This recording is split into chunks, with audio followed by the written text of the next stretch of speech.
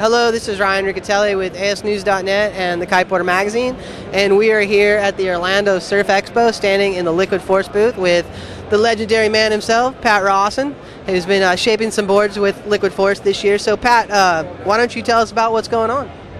Well, what we did is we introduced two quads, our two quad models, our two round pins. We used EPS foam, which we thought was, kind of futuristic and stuff, having them hand lammed, blast strongly but light. And, the team response has been really good. Everybody's really excited, and we're moving forward. You've really progressed the quad fin. Why don't you pull one of these down and you can take us through the shape.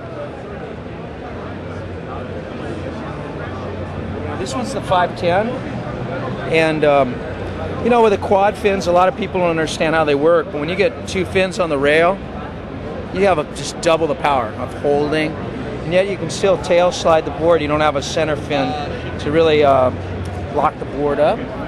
So I'm thinking, a lot of guys are trying quads and going, wow, this is a big step forward for kiteboarding, and that's why I wanted to put two boards in the lineup along with our round pins that are just your basic Rawson, the Rawson project, as we call it at Liquid Force. And what is this? What do you call that tail?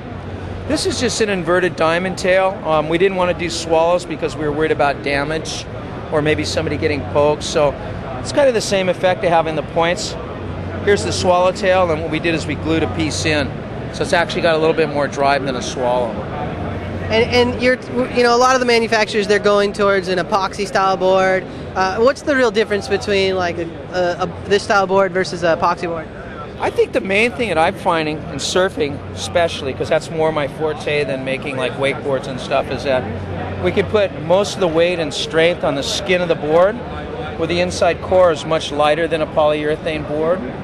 The other thing is the flex. I think for kiteboarding, the quicker flex that EPS epoxy technology offers is a better flex. You're going faster at all times, and this is more compared to, say, a molded board. This board has probably halfway between a PU board and a molded board in flex. It's actually kind of ideal for kiteboarding.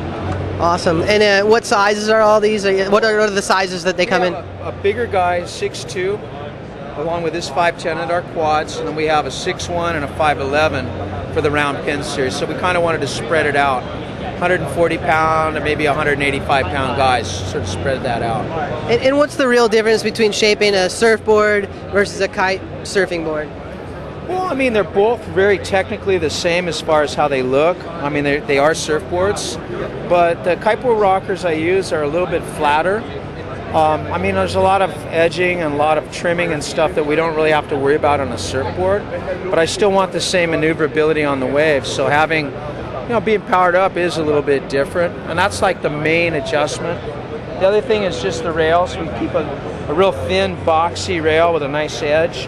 The thinness helps support, as far as the drive and the bite, but you still got the boxiness to kind of have control at high speeds. So, the boards, other than the rockers, they're pretty similar. Well, hey, thanks for taking the time to take us through the boards, and I'm sure a lot of people will be stoked on them. Thanks a lot, man. Thanks, man. That's perfect.